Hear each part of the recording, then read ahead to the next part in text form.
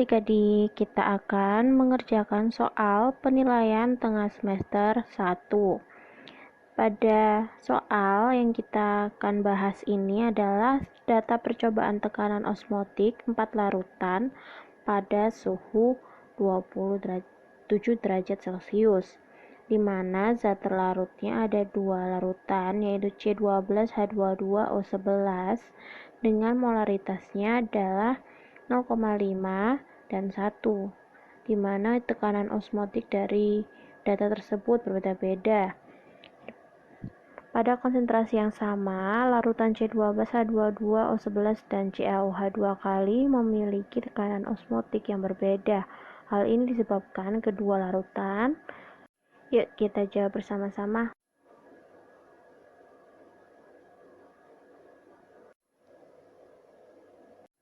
Sifat koligatif larutan merupakan sifat-sifat larutan yang tidak bergantung pada jenis zat terlarut, tetapi tergantung pada jumlah partikel zat terlarut dalam larutannya.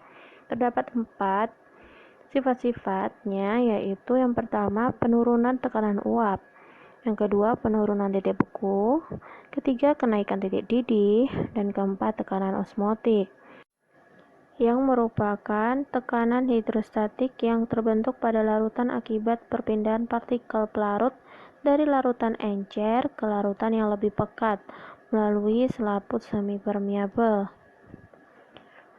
Tekanan osmotik ini dapat dihitung dengan rumus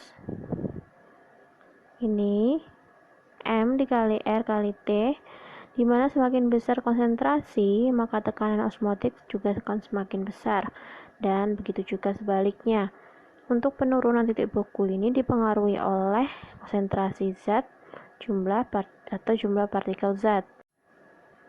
Larutan berdasarkan kemampuannya menghantarkan listrik dibedakan menjadi 2, yaitu larutan elektrolit yang dapat menghantarkan listrik dan larutan non-elektrolit yang tidak dapat menghantarkan listrik.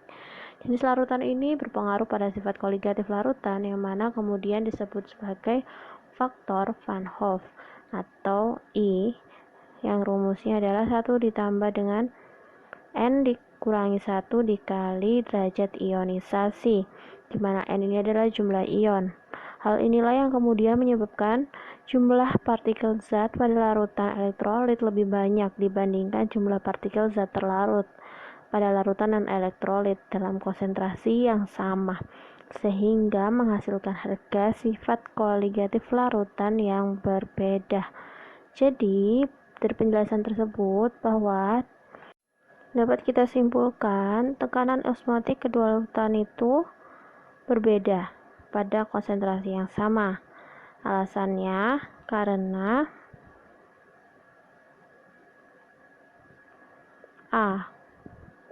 karena kedua larutan mempunyai jumlah partikel zat terlarut yang tidak sama, jadi akan berbeda hasilnya.